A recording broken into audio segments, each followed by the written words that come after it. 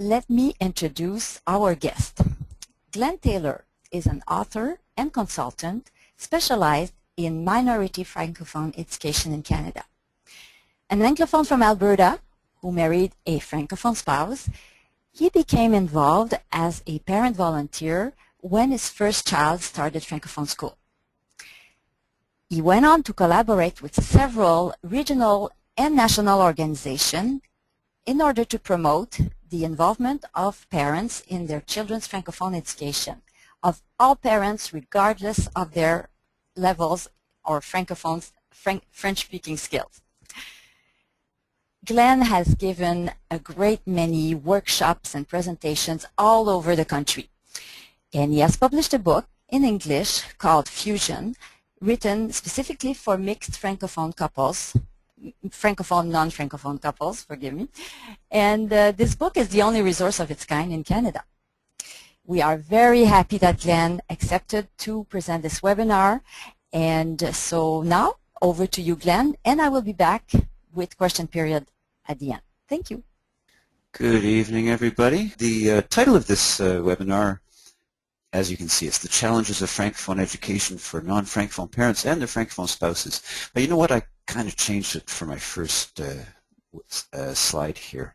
I'd like to say just call it Francophone education benefits and challenges, because there are many, many benefits and there are challenges too. Let me first of all tell you that I'm a parent like you. I'm in a mixed couple. I'm Anglophone. My wife is Francophone. We have 2 kids, although I shouldn't call them kids anymore because they're 20 and 17 years old. 20-year-old at U of C, second year university, and my 17-year-old in grade 12 and in a Francophone school here in Calgary, beautiful sunny Alberta. I've been involved in minority Francophone education since 1997. Boy, time flies. So I've been involved, like you. I mean, you're taking time this evening to take part in this webinar, and that's the kind of thing that I've been doing since 1997. Being involved in my kids' education. Quite frankly, I couldn't imagine not being involved in my kids' education. It's just too important to not to be part of. So, for example, I was involved in the opening of a Francophone school here in Calgary back in '97. And I mean, that was back then. I'm not sure if that still happens, but back then we inherited a school from the Calgary Board of Education. It was an old school in an older district, had 34 kids in it at the time, Anglophone kids, and in a school that was built for, well, about 300. So there was a whole wing that was closed. It was used as a storage area for old computers, and there were a few skeletons. It was quite a mess. Anyway, so we spent a lot of time as parents cleaning the school, actually, painting the walls, throwing out all the garbage that was in it. It was a lot of work. After that, I was involved on the parent council, and also did a lot of volunteer work. I was involved in helping bring the first Francophone school board into southern Alberta too. Anyway, along the line, I wrote a book around 2001, 2002 called I'm With You. The broadcast is now starting. All attendees are in listen-only mode. And okay, I've just been informed by the little automated voice that the presentation is just starting. Anyway, I hope you've been hearing me from the beginning here. Anyway, so in 2001, 2002, I wrote I'm With You, a book about 120 pages long, about Francophone education, written in English for mixed couples, Francophone, non-Francophone. And then just recently I wrote the book Fusion as sort of the evolution of my ideas and my understanding of Francophone education, and the subtitle being Raising Bilingual Child in a Two-Language Household. So I'm really convinced of the value of Francophone education in a minority setting. I think we actually have the best of all worlds in this in our situation.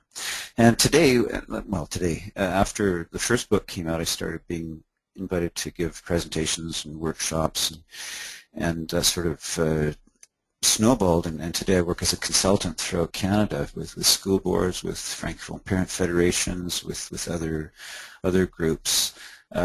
Really aiming at helping parents, regardless of their language abilities in French, get involved in their kids' education. So it's been a long and very interesting time for me in Francophone education, and after 16 years, I'm almost free. I shouldn't put it that way, should I? Especially not with an image showing Escape from Alcatraz. Anyway, no, it's going to be a different life after my youngest daughter graduates in 3 months. Anyway, let's be serious. What's the BC Francophonie, the Francophone community of BC? You might find this interesting to know that Francophone parents, so with kids up to 18 years old, 87% of them in BC are in mixed couples, probably like yours. 87%. So the old Francophone couple with two Francophone parents it's something really of the past. And one of the questions that the Francophone community is very, very concerned about is, will their children be Francophone? It's a very good question, because I don't like to use the word survival, but it comes down to the survival and flourishing, if you will, of the Francophone community depends on choices that parents, couples make. So in your case, your child's language or languages, cultures, and identity or identities depend on your choices. And it doesn't matter if you speak French or not. You have a huge impact. I mean, your decisions, the decisions you make as a couple, will affect what language or languages your child speaks, what your child's culture looks like, and what your child's identity looks like. So you have a hugely important role to play. Now, if you look at the people who have the most influence on your child, first of all, it's you as parents, incontestably you. Your family too, extended family, sure, less of course, and especially for Francophones living outside of Quebec or Acadia, I'll call, the Francophone areas of the Maritimes, especially New Brunswick. They're often quite a ways away, or they could be also in different countries in Africa. They could be in France, in Haiti. They could be all over the place. So they have less of an influence, obviously, if they're that far away. But people who do have a very high amount of influence are teachers. So there's you, family to a lesser degree, and teachers. And then after that, friends. So especially when kids are a little older, I think we tend to think, oh, the kids that their peer group has a huge influence on them. Well, I've read a lot of stuff that's suggested to me that actually teachers have a much stronger influence in long term. That's why I call this slide "Focus Your Child." That's why I always insist on focusing on what's best for your child. I mean, we all have baggage. We all have issues of our own, and as parents, if we bring those to our parenting, it can sometimes have an influence that maybe is not expected, and maybe not the influence that we're looking for. So if we focus on the child, then we'll have a better chance of doing what's best for them. So in your case, why choose, or in any case, why choose a Francophone education for your child if your spouse speaks French but you don't? That's a good question, because you could just as easily choose immersion, which is a different thing altogether, or an English-speaking school. Is this so your child can learn and master French? Is it so your child can communicate with French-speaking relatives, which is important? Is it so your child can become bilingual or even work for the federal government? I once had an 8-year-old boy tell me when I was doing a little presentation in a classroom, an 8-year-old boy said to me, "I'm taking French so I can work for the federal government." Boy, I heard his parents in his voice. Or is it so that your child can leave you to go live a life of luxury in the south of France? This is actually from the period of my life called BC, which we've all had before children. You can travel maybe to the south of France in May, in low season, rather than the high season, and you're not towing kids around, and take life really easy, have a glass of wine whenever you want, go walk in the fields of lavender there, and I'll tell you, at this time of year, it's a beautiful thing, especially since there's still snow on the ground here in Calgary. Okay, I better change that. I just love that. Anyway, some reasons that parents have given for choosing a Francophone school, and the source of this is it's a chapter I co-wrote with a researcher, a prof in Manitoba, called Participation of Mixed Couples in Francophone School Governance. This is an academic book. There's the title down there if you want to get it. It's all written in French anyway, but the reasons that we found, we did a survey of quite a few parents to ask them why they chose Francophone education, and the responses we got were quality of education, the small classes, the individual attention, the quality of the teaching, the Francophone context, and the family atmosphere, all of which contributed to a positive learning environment. And you've probably seen all of those elements in your school, because Francophone schools in a minority setting do tend to be smaller and to have all of these features. I mean, there are other things that they don't have, like huge basketball teams or huge teams, whatever. If they're a small school, they don't necessarily, especially in the secondary level, don't necessarily offer all the choices that huge schools, huge English schools can offer. But you have all of these benefits there, which really are fantastic for our kids. I mean, I can see with my 17-year-old who's in grade 12, and she knows most of the kids in her school, which has about 180 some students right now, 7 to 12. So what about you? What do you want for your child? Do you want your child to be able to speak French? And, of course, English, or maybe other family languages that you have? Do you want him or her to be able to use those languages to study or work after grade 12? In other words, do you want your child to become bilingual or multilingual? Here, actually, a picture's worth 1,000 words, so here you go, a picture of bilingualism. You have a hamburger with AAA Alberta beef and some rather odd colored bacon, I think, and then French poutine from Quebec. I thought, there you go, I could just end my presentation right there with that image worth 1,000 munchy words. Or we could be more serious again, and here we go. So I made up a scale for purposes of this presentation, and just reflecting on what is bilingualism, because sure, I can say bilingualism is speaking two languages, but I've found over the years that it can be more than that. So if you look here, and I'm just going to get a little red spotlight, isn't that beautiful? All right, so this is me growing up, and I use myself as an example because it's a really good example in this case. I grew up in Alberta, 0% bilingual, so very unilingual English.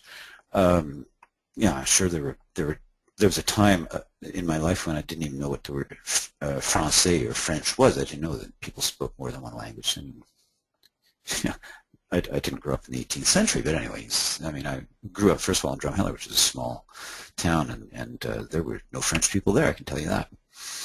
Anyway, so I learned French. I took it in school and went to university and took it in university, and finally, this is where I put myself today.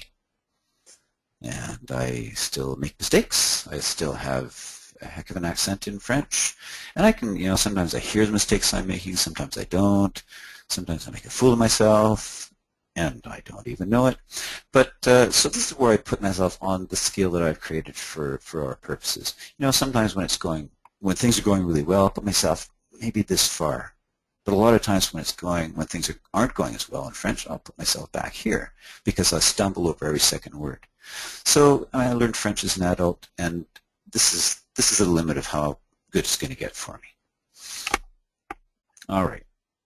Do you want to see photos of my kids? Yeah, I didn't put them in my presentation. Anyway, my kids. This is where I'm going to put them. You know what? I say my kids, but I consider that every kid who's born into a bilingual couple, or a mixed couple of French and English, or any other language and French, has this opportunity to become 100% bilingual. This is their potential, and that's why I think it's so great that, excuse me, in a minority setting, in Francophone minority setting, this is the potential our kids can reach.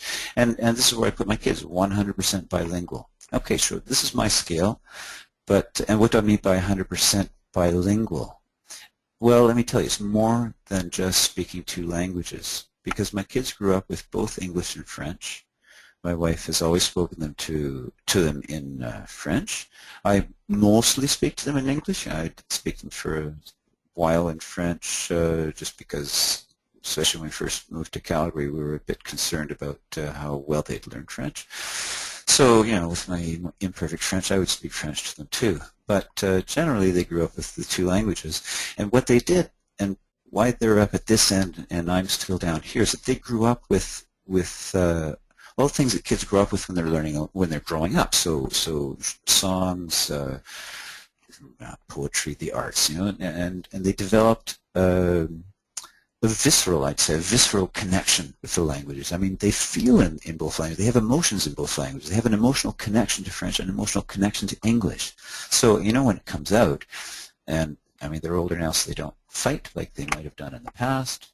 But I mean, it's a good example. Kids will have little fights from time to time, and when you hear your kids going at each other in both languages, well, you know they have an emotional attachment to both languages. And for me, that's just mind-blowing, because it's something I'll never be able to achieve.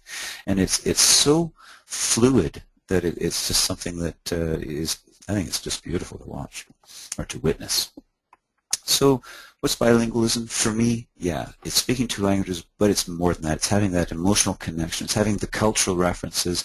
It's being able to understand people who speak French as a mother tongue and people who speak English as a mother tongue. That's our situation. I mean, it could be other languages too, but in this case, French and English, they can understand those people. They have these cultural references. They're able to connect with people on a very profound level in both languages. So that's what I consider to be bilingualism.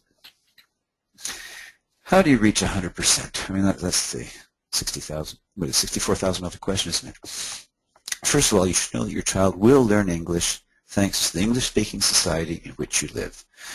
You live somewhere in BC, just as I'm living in Alberta, and virtually everything that happens as soon as we step out the door happens in English, except when we're at the school and certain events, and then there are places where you go where people are speaking French. But for the vast majority of experiences outside of home and school, it's English. And of course, I won't even mention the cultural influence of American neighbors. I mean, that's absolutely huge. So English has a status in kids' minds. I mean, all kids want to speak English. Probably all over the world, kids want to speak English. Our kids will see adults speaking English. They'll see signs. They'll hear. You go to the mall. You go anywhere. Everything's taking place in English. So English has a high status in our kids' minds, and it has an attraction to them that absolutely guarantees they will learn English. I mean, I've seen it many times with people coming out from Quebec or France or an African country coming to Alberta, and both parents speaking French, and their kids not speaking a word of English when they get here, and within 6 months sometimes their kids are just jabbering away in English, no problem at all. Whereas the parents, not quite. So, I mean, they pick up languages like sponges when they're younger, too. So, anyway, that guarantees your child will learn English. Your child will also study English language arts in the Francophone school. So, they'll learn the oral language, but they'll also learn to read and write in English, which is very important. The biggest challenge for you and your spouse is to ensure that your child also masters French. So, I like to say it's a matter of balance, and let me show you what I mean. And this also illustrates why I will never be an artist, because this is about the extent of my artistic abilities. So I just mentioned society influences our kids greatly. And there are 3 slides coming up. Well, this is the first of 3 slides. And these are really simplified versions of research that has been done by a couple of Canadian researchers in the field of language acquisition in a minority setting. And these people are internationally renowned for their work.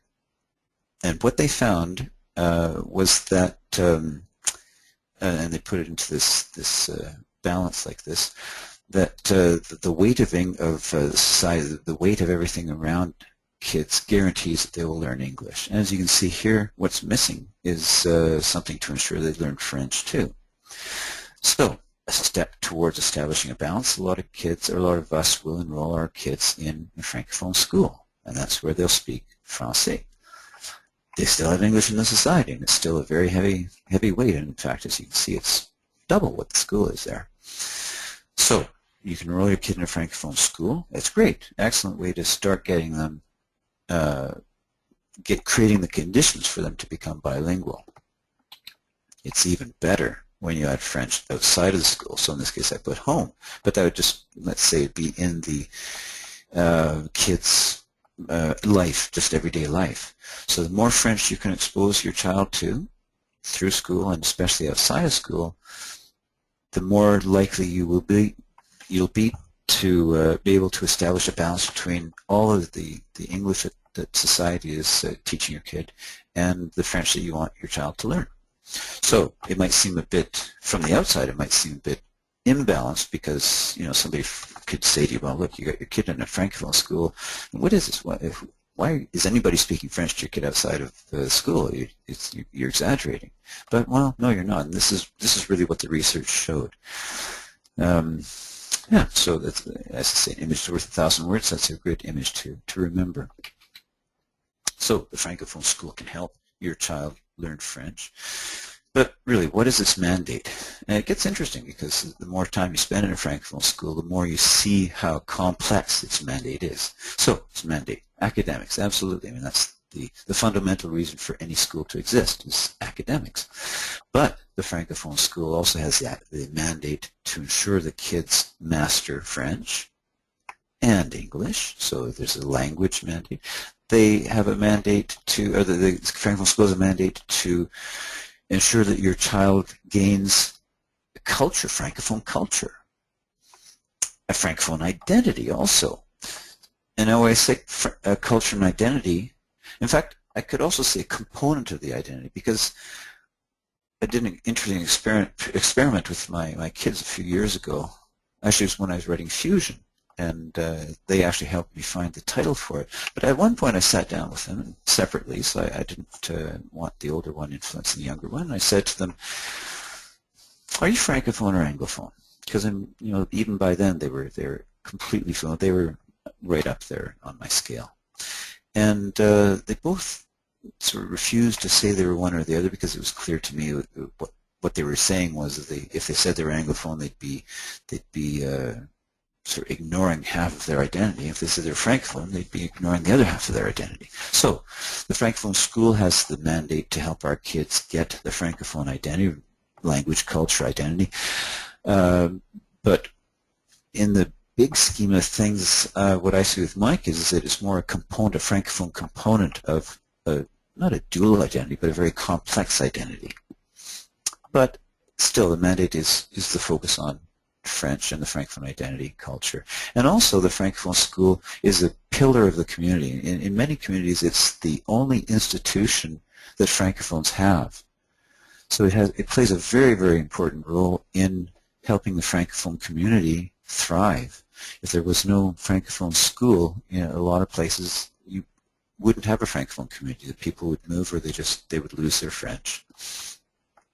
So that the complexity of the mandate of the francophone school, which is much more complex than any school in a majority setting, so English schools in BC or French schools in Quebec, for example, or in France, or in a French-speaking setting.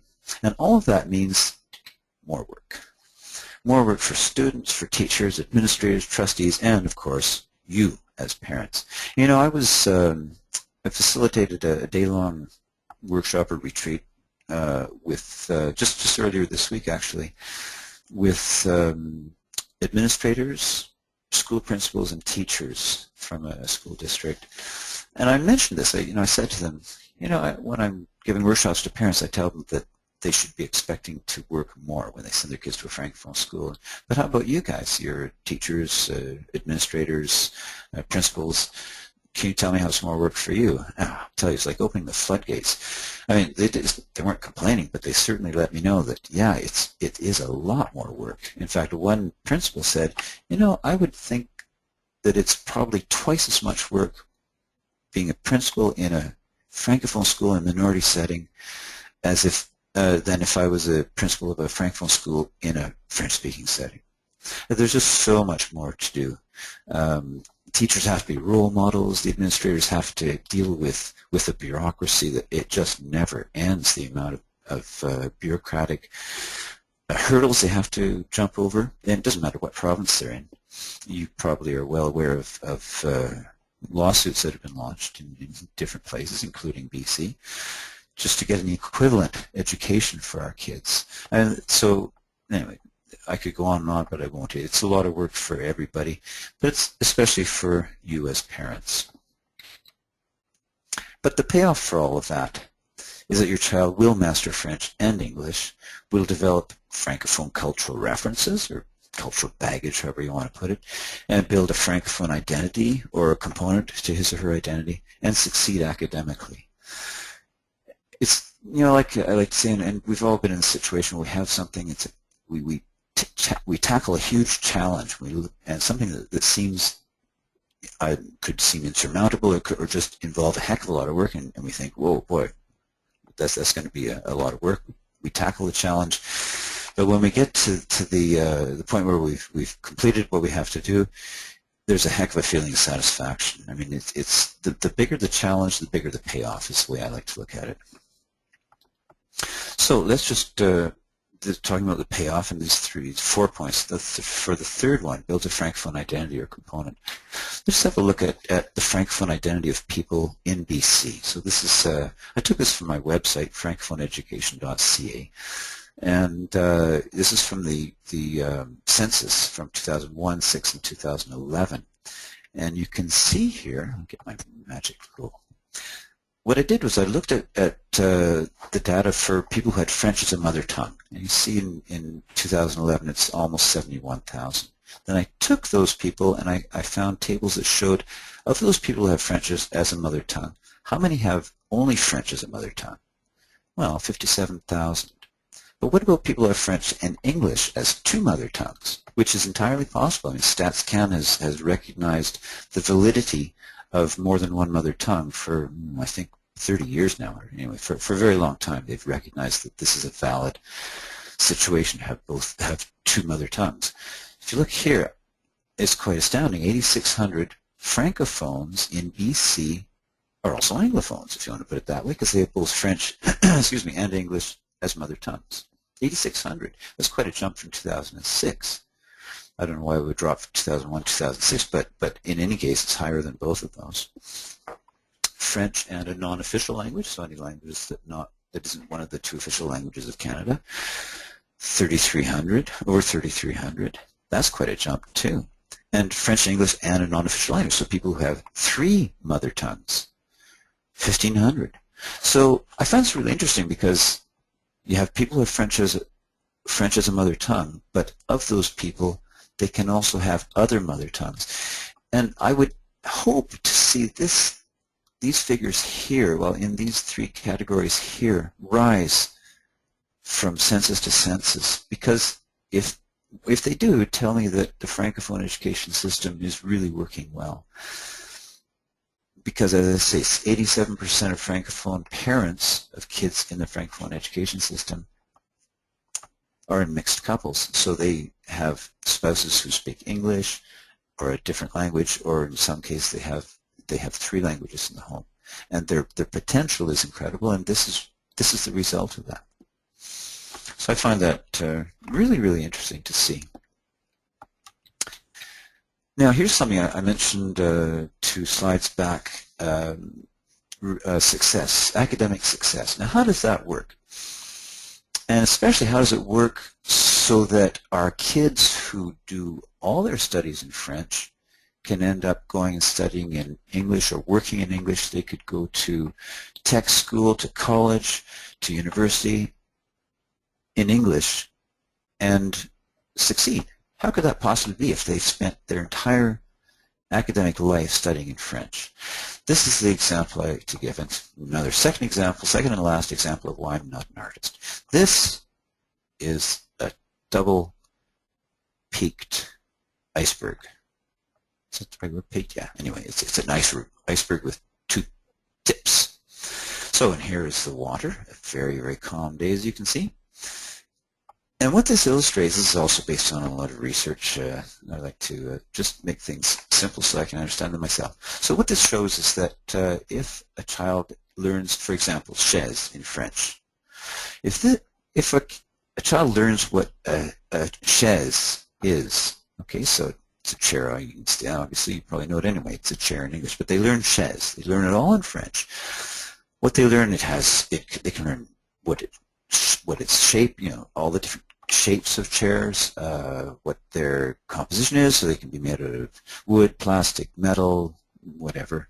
You might have 3 legs, usually they have four. They can learn all sorts of things about this chaise. They're going to learn, but they're going to learn this all in French. So their knowledge of what a chaise is going to go through this tip of the iceberg that's French, and it's going to go down beneath its surface. It's going to go into this huge body of knowledge that they acquire over time.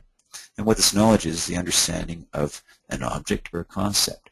So instead of chaise, let's say biology, or math, or social studies, or any subject that they study in school. In the Francophone school, they're learning it in French. It's going in here, and they have this knowledge base. Now, if our kid who learned what chaise is here is exposed to a chair, or he wants to use this knowledge in English, the child does not have to relearn the concept of chair, which is already down here, to understand what a chair is. For our kids who are in the Francophone education system, who will become fluently bilingual, they can apply the knowledge that they've acquired in French in English. So they can apply everything that they understand about what this is, chair, biology, physics, whatever they studied in French, they can apply it in English. Which is exactly, for example, what my daughter's doing right now in university, second year biology. She's applying what she learned in Francophone school, and here she is using it in English. What happens to kids, and I've heard this many, many times, is that there will be little blanks in their knowledge, so but their vocabulary. So they can understand a concept, but they won't have learned the specific term in English. But they have the concept. So all they have to learn is one word or a few words to be able to apply the concept, to apply their knowledge. So the knowledge isn't affected, it's just the way they express it. What's really fantastic about this is that our kids have learned all this stuff in French. It's gone down here. They're learning it, or they're applying it in English. And now, for example, if they go and study somewhere, BCIT, for example, they learn a whole bunch of stuff, the concepts and whatnot in English, comes in through here. They have all that knowledge, but the fact that they're bilingual means they can use that knowledge in each language. So cognitive transfer, a really important concept to be aware of, and it's something that makes Francophone education really, really fantastic. I'm really sold on this, and I really am. I'm really enthusiastic about Francophone education. So, what is your role? You are a non-Francophone parent, your child's first educator. I like to say it that way, not official educator, or like a teacher, but you're the person who educates your child in life. So, you have an extremely important role to play.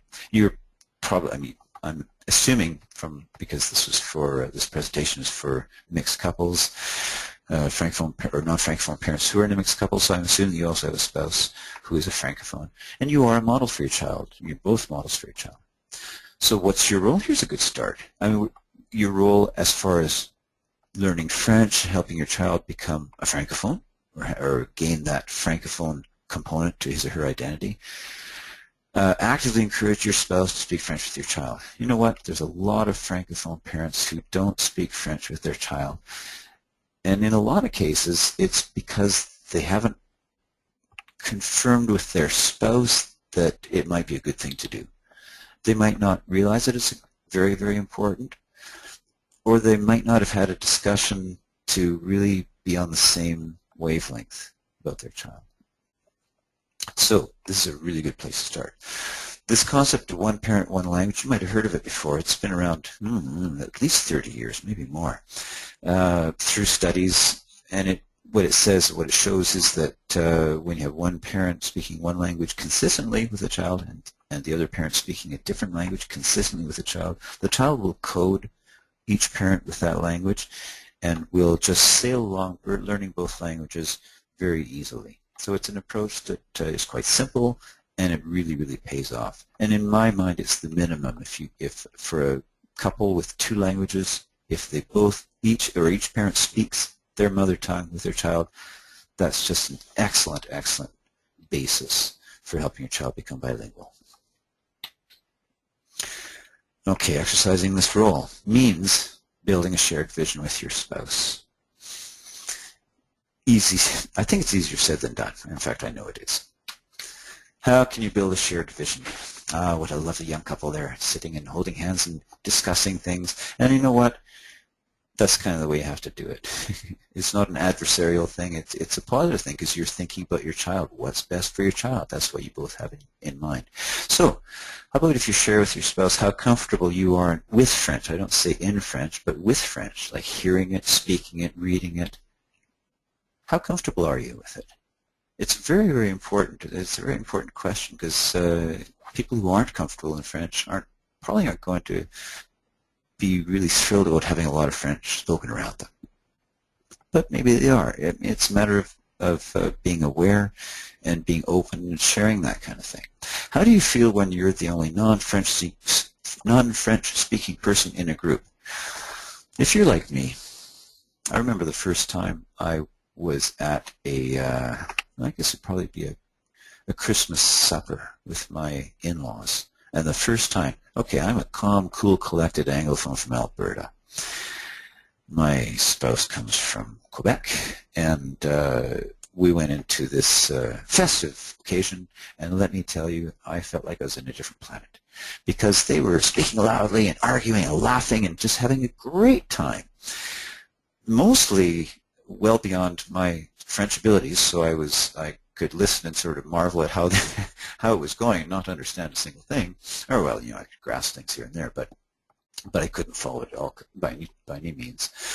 But yeah, it was quite a different feeling. I had never had that experience before, and I still haven't forgotten it. So it's something. If you've had a similar experience, hang on to that because you know what, your spouse might have that a lot more often than you think. Yeah, you can share with your spouse how you can be more comfortable with French or speaking French or hearing it or reading it, whatever. And what place you think French should occupy in your family life. These are really fundamental questions, and quite frankly, I do meet a lot of people, a lot of couples who don't have this kind of discussion. And farther down the road, well, they have difficulties. So it's easier to do that, the sooner the better. And share with your spouse what you want for your child. We'll always come back to that. Okay, another step. How can you build a shared vision? Excuse me. Invite your spouse to share his or her experiences as a non-francophone living in a minority setting. And that's where your experiences as the only non-French speaking person in a group will really help you connect and understand. Because you know what? As an Anglophone, growing up, in my case, growing up in Alberta, I never had to think about language, culture, identity. I mean, these questions did not come up. But for Francophones in a minority setting, they do come up, and they come up a lot. And not only that, even the survival of their community comes up. So it's a totally different way of seeing the world. It's a totally different experience. But if you have ways to connect and to understand that, that can go a long ways to helping you both decide what you want for your child. Invite your spouse to share the challenges that he or she faces. For example, healthcare in a different language, that can be pretty tough. If you go to the doctor and I have a hard time sometimes explaining in English if I have a problem, explaining even where pain can be or even the type of pain. And you have to be able to do that kind of thing when you go to the doctor. So that'd be a challenge for a lot of Francophones. Invite your spouse to share his or her potential solutions to these challenges. And as usual, I come back to what does your spouse want for your child? Here's what I suggest after you have the discussion. You know what? That discussion can be ongoing. It's not something you can just do once.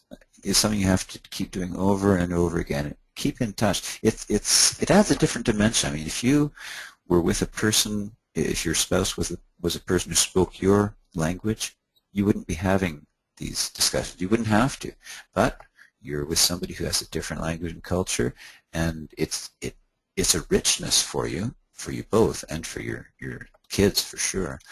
And but it takes more work just to be in touch with each partner's feelings and perception of things. So after you've had this discussion, or while you're still having this ongoing discussion, why not create a framework that allows you both to pass on your language and culture to your child, and that allows you both to take part in your child's Francophone education, taking into account, and as I said, it's very important, your comfort level in French. We don't want this to be unpleasant for you, because if it is, it's not going to last. Above all, you want to create a framework that allows your child to hear and speak French. And this is even before your child's in school. And when your child is in school, this is when your child's not at school at any given time. It's very important if you can help your child hear and speak French. So this is what I call it. I call it a Franco zone. And a really nutshell definition is to be a place, time, or activity where French is the dominant language. I started talking about this just about half a year ago, I guess. I was at a ministerial conference on the francophonie, and part of a panel, and one of the questions we were asked was, what are your strategies for helping parents help their kids learn French? And I thought a long time about it before I answered the question, and I realized, I've been asked lots of times, what are strategies that you'd suggest? And I've suggested lots, and I know people have helped me develop them. People in workshops and whatnot have helped me to develop lots of strategies, but I really have the impression that a lot of them might not amount to much if there isn't a structure in which to situate them. So that's why I really, really believe it's important to have a structure. And a Franco zone, just a handy little way to do it. So here's an example. A Franco zone, a place, a space, a physical Franco zone, if you wish. So choose a space in your home to dedicate to your child. For example, it could be a corner in a living room. I suggest somewhere in a room that's a common room, not in a bedroom, or not tucked away somewhere in a little corner, but somewhere where people are coming and going, so that it can be a living sort of spot. And there you can install a table, a chair, mark off the space. You can even mark off with masking tape on the floor what are the limits of the Franco zone.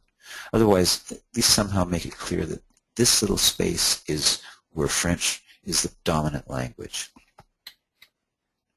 So if we have a little desk chair, you can provide supplies and French resources. So supplies like crayons and whatnot, paper, this kind of stuff, and French resources. So books, coloring books, other books, a map, anything that has something to do with French that'll help your child keep that French contact.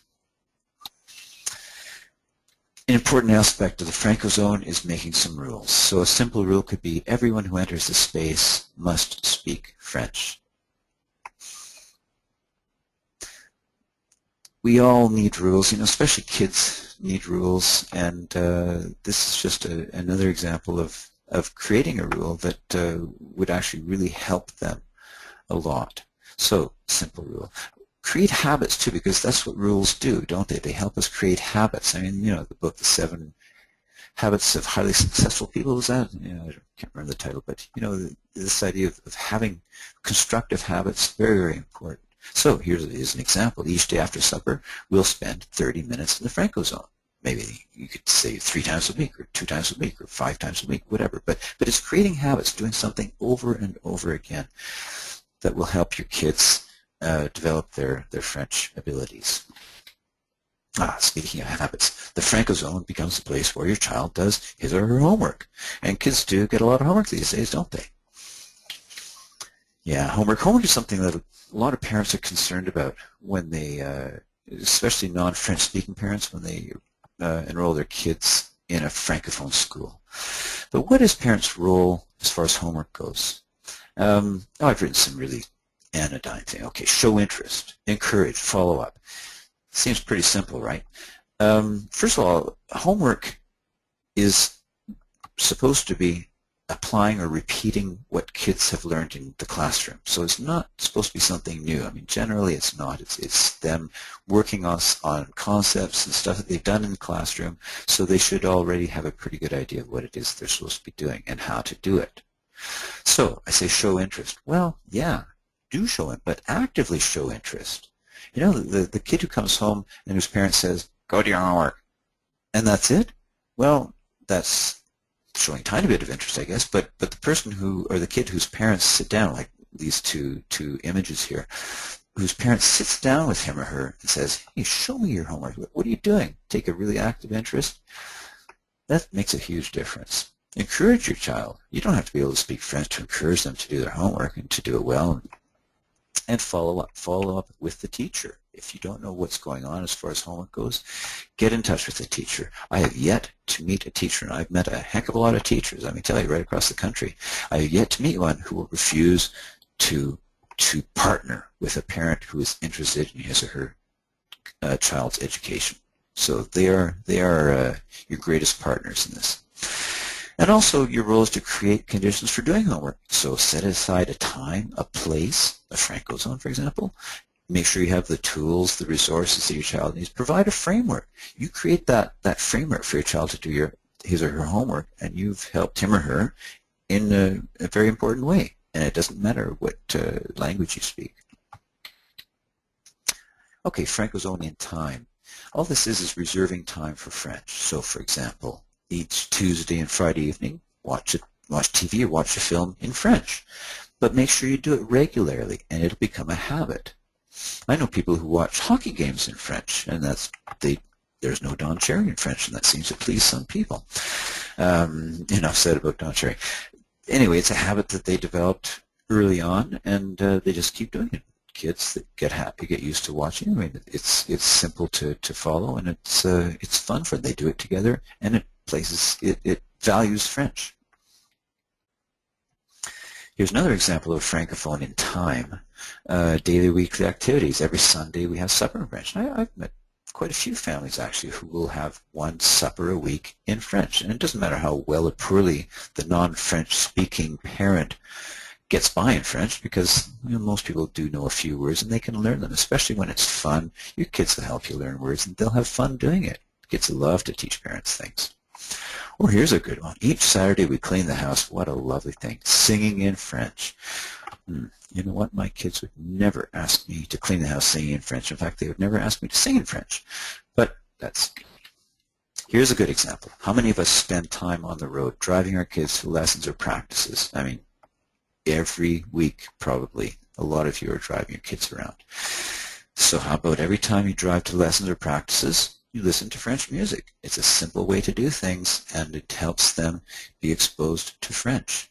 Or if you're able to speak French, then in those times you speak French together. It's a place, it's a time, and it's the rules that we do this in French, and that'll help your kids develop the habits. Here's a Francophone par excellence. Reading. Reading is fantastic. I'm sure a lot of you excuse me, know that, and it's one of the most important things that parents can do with their kids, starting from a very young age. So this is a Francophone in place and time. Child benefits in many, many ways. I mean, it's not just the images, it's not just the words, it's the being close to the parents. Here you can see the parent here holding the child. The child's really close, so they have that contact. They have even the smell of the parents, just everything that goes beyond just the physical or the act of looking at images or reading words. There's a lot going on when you sit down and read with your child. And those advantages last a lifetime, and literacy is the key to success in life. And this is something in which both parents can participate. It doesn't matter what language you speak. If you're with a Francophone spouse, you sit down with your child and your spouse reads in French, or you can, I mean, a lot of people, non-French speaking parents will try reading in French and they can pronounce the syllables. That's fine. So you can both participate in reading. It's a great experience. The important thing about Franco zones, about creating Franco zones, is that you're creating a framework that can help kids develop lifelong habits, and that's really the key, is developing those habits. The other thing that's really important is that your Franco zones are fun, because that's how kids learn, and that's what they want to do, is to have fun. So make them as fun as possible. To learn more, and I'm not pushing my my website, but I'm just going to mention it because there are things there that you might find interesting. So, for example, it's francophoneeducation.ca. So what I've done here is I've just gone to a page here, academic success.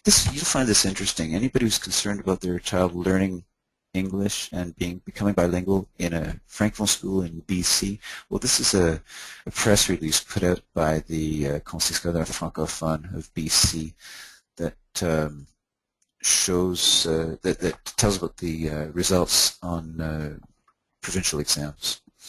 So I have started a Francophone section here. I really have to work on this. I'm just so busy, but anyway, I will eventually fill this up with text, with content. But for the time being, there is something that talks about a Francophone here. Feel free to check out the Francophone. Check out the website. There's other information there that you might find interesting. And with that, I will turn this back over to Jose. Thank you very much. Thank you, Glen. And now let's move on to questions. We did receive a few questions from our participants, and I will start with this question here.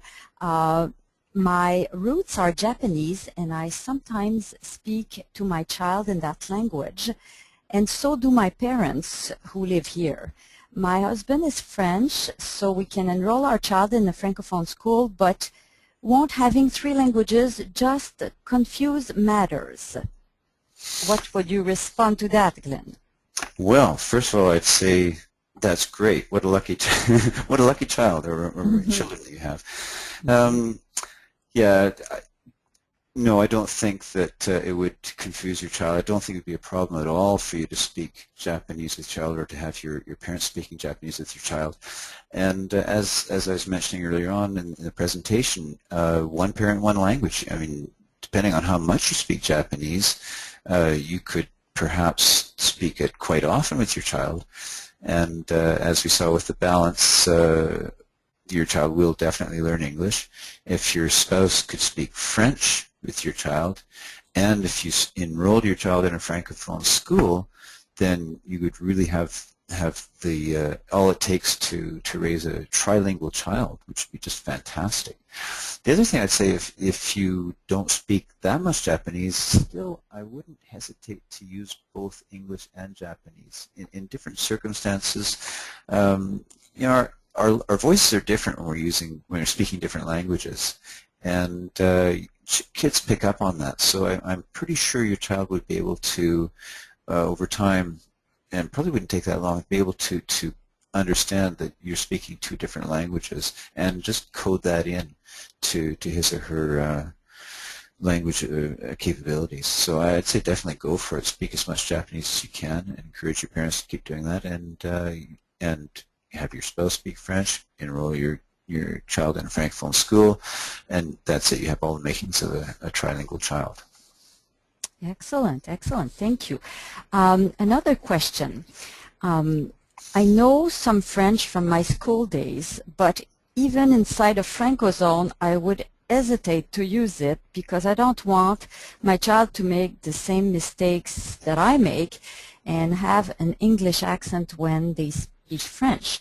Do you really think it's a good idea for me to speak French and create problems for my children? Oh boy, yeah. First of all, I don't think you're going to create problems for your child at all. You know, there's so much more that kids pick up on from things that we do and say. So just the very fact that you would make the effort to speak French, even if you make mistakes, even if you have an accent, it sends a really powerful message to your child saying, wow, French is important enough that mom or dad is trying to speak it, and you know, depending on your child's age, he or she will see that will know that you're making mistakes, but that won't matter. What really matters is the importance that you're putting on the language. That's the first thing. The other thing is, I'm sure that kids aren't going to be marked for life by hearing a parent and even picking up some of their mistakes. I really don't think it's a big problem because you're not the only person who's going to be speaking French with them, so they can have enough people to correct them. They'll get corrected in school. I mean, it's not like they're going to be really unable to speak French properly or to speak standard French when they're growing up. So I really don't think it's an issue at all. No, I'd say go for it. Do as much as you can, and of course, as much as you're comfortable doing. Make it fun, and depending on your child's age, let them know. Well, I don't speak French perfectly. I don't have the opportunity that you had, or that you have now, and also let them know how proud you are of them, because that's something that's really, really important for kids, is having their parents' approval, knowing their parents are proud of them. And the fact that your child can speak more than one language is a source of pride. So let them know that. Excellent, thank you. Another question. My wife and I have been debating whether it would make more sense to send our kids to secondary school in English after they're done their elementary school in a francophone school. What would be your thoughts on that? Yeah, this is a really common question, and it's a common decision that a lot of parents have to make, that we all have to make, and with our kids too. A lot of parents are going to tend to think that it's important to have their kids in secondary school in English because they're likely to pursue studies or work in English after they graduate. It's really actually going to penalize your child if you enroll him or her in an Anglophone school, because all the French that kids gain throughout their schooling, it won't be lost, but it'll certainly be compromised by the fact that they're not pursuing their studies in French. Make sure you go and read the press release from the school board that's on my website, because that really, really makes it clear that kids do extremely well in both French and English. The upshot of the press release, or one of the most important elements, is that kids from the Francophone system actually did better in English language arts than Anglophone kids, which you'll have to admit is pretty awesome, as people like to say these days. It is awesome. It's really fantastic. So as far as English abilities, your kid will have them going to a Francophone school right up to the end of grade 12. Plus, your kid will have not only English but also French. So I don't know if you know it, but in BC, kids who graduate from the Francophone system receive two diplomas, two high school diplomas. They receive one that everybody in the Anglophone system receives, and that's including kids who go to French immersion. So the kids in the Francophone system will receive that diploma, but they'll also receive a second diploma for Francophone education that shows that they've completed all the requirements for the high school diploma, but they've completed them all in French. And it's only kids in the Francophone school system who get that, but they get both diplomas. So officially, the government of BC is recognizing that kids who graduate from the Francophone system are as strong in English as they are in French. So in a nutshell, you cannot go wrong keeping your kids in the Francophone school system. Really quick last point, my 17-year-old, who's now just about finished grade 12, went through two periods when she lost a lot of friends to the English system. In Alberta, we have K to 6 is elementary, then we have junior high 7 to 9, and senior high 10 to 12. And after grade 6, a lot of kids went off to an immersion school, actually, and actually we noticed a lot of them were losing their French. And then after grade 9, a bunch of her friends left to go to an English school or again to immersion, although there wasn't a lot of French in their immersion schooling at that point. And those kids, too, struggle with their French now. And our daughter stayed in the Francophone school system, and she's every bit as competent in English as she is in French. So it's from really personal experience, I know that it's the right choice by far. Well, thank you. I think we have time for one last question. Are there other partners at large who can help reinforce the French identity and language? Oh, good question. Are there other partners at large? So I'm thinking, or I guess you're thinking maybe community associations or some sort of... Maybe, I don't know. Yeah. The Francophone community, yeah, they'll have there will be different groups, different associations that can get involved in helping your kid speak and hear French outside of the classroom. You know, if we were living in a place where there were a lot of grandparents, I'd say, yeah, get some French-speaking grandparents. That being said, you could probably find Francophone elderly people in different places. If you go through the BC Francophone Federation or Francophone Association, you should probably be able to find some people that way, and they could always play a role. There'd be an association of young francophones in BC, and that's a really important thing for kids. There's a Conseil Jeunesse, yeah. Right, and that's which really organizes a lot of things, yeah. And that's I've met lots of kids who have done stuff at that level of wherever they're living, whatever province they're living, and that's had a huge influence on them too, really positive influence. So yeah, for sure. If I were you, I would get in touch with the FPFCB, with the Francophone Parents Federation of BC. Get in touch with them, and they could tell you where you can find other partners like that at large. That's a really good question, because it's important to have French outside of the school and outside of the home too. Mm-hmm. Well, thank you very much. Again, our time is up for today. However, I encourage our participants, if they have other questions that come up and they'd really like to have an answer, we invite you to send your questions by email to the Fédération des Parents. And I'd like to mention also that it will be possible to view this webinar as we recorded it, and we will make it available on our website in the near future. So please share this information with others, other parents or other people in your network who might benefit. I'm mentioning too that there are other webinars on our website of the Fédération des Parents that are of interest to parents. So don't hesitate to go and visit our website. Finally, you will receive an email from us asking you to take a short moment to fill out a little survey, and your answers to these questions will help us to improve our services and programs. So we would be very grateful if you took a moment to complete this short survey. So I will say again, thank you very much to Glen TAYLOR for accepting to present this webinar tonight, and thank you everybody for participating, and merci et à la prochaine. Thank you very much. It's been a pleasure too.